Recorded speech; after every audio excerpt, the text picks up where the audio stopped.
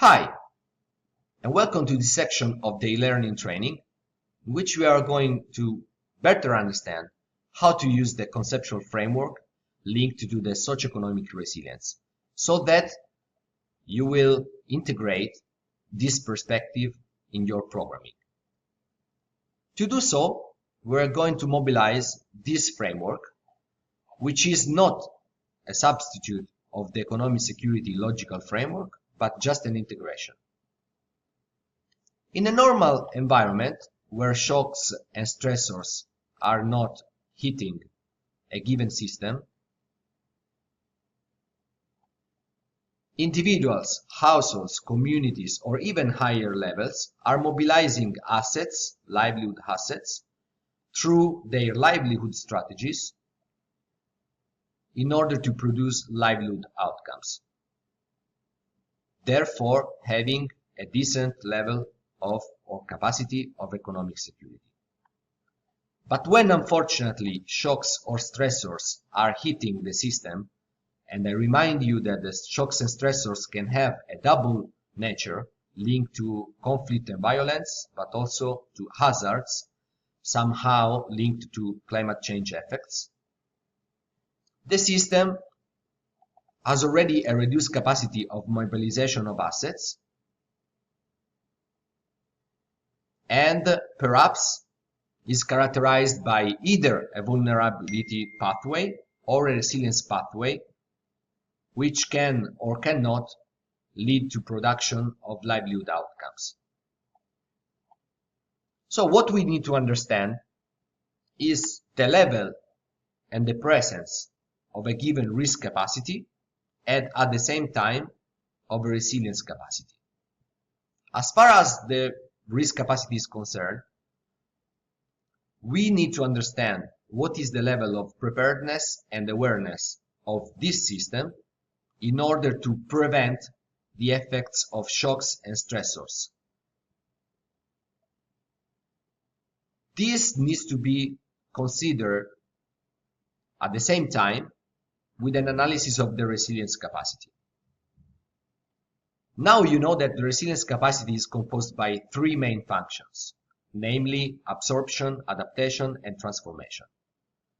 In order to understand what are the characteristics of this function, you can use this box available in the resilience note you can find on the resilience web page within the Economic Security Resource Center, and which is composed by definition and indicators. So how it works? Let me give you an example.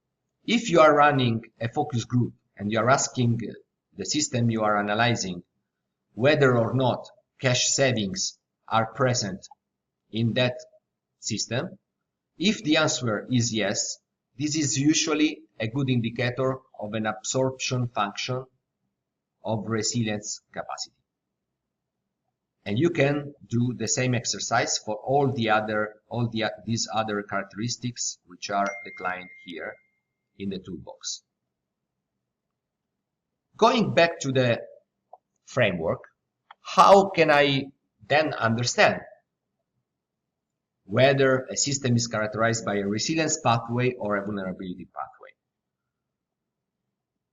If there is a positive risk capacity, which is made by a good preparedness and awareness, you can detect through your focus groups or interviews to key interlocutors, and at the same time of a good resilience capacity characterized by elements of absorption, adaptation, and transformation.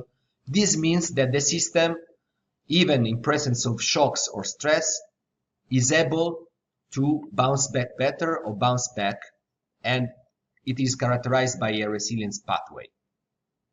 So it will be able to produce livelihood outcomes and have a good capacity of economic security, even in presence of shocks or stress. On the contrary, if as a result of your questions and the focus groups investigations, you'll see that the community is absolutely unaware in terms of risk linked to shocks and stress and unprepared, and at the same time has no elements which are suggesting there is a good capacity of resilience, this community or this system is characterized by a vulnerability pathway. And so probably it will recover, but worse, or even collapse, not producing the expected livelihood outcomes and having a serious problem of economic insecurity. This is how the framework works. This exercise needs to be done a priori of quantitative investigations. It needs to be part of cross-checking with secondary data, which are already available about this system, and they can be further investigated through the deployment of the resilience scorecard, which you will discover in the next section of the e-learning path. This is it. Don't forget to reach out to the resilience specialist, to consult the resilience webpage of the Economic Security Web Resource Center. Don't forget to participate actively to the JIPE community under the topic Resilience, Socioeconomic Resilience, and have a good day.